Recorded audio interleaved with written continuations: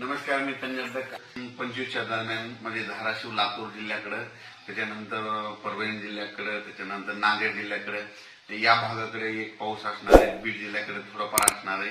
म्हणजे सर्व जिल्ह्यात पडणार नाही, फक्त काही भागामधून पडून जाईल म्हणून हा अंदाज लक्षात घ्यायचा. म्हणजे सांगायचं झालं 26 जून पर्यंत असाच पाऊस राहणार आहे, विखुरलेल्या स्वरूपात राहणार आहे, सर्वदूर पडणार नाही म्हणून हे अंदाज लक्षात घ्यायचा.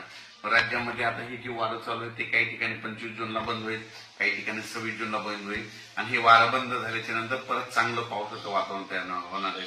पण राज्यात मध्ये आता सर्वदूरचा एवढा पाऊस नाही. फक्त म्हणजे सांगायचं झालं तर कोकणात मध्ये सातारा जिल्हा, सांगली कडला काही भाग, त्याच्यानंतर पुणे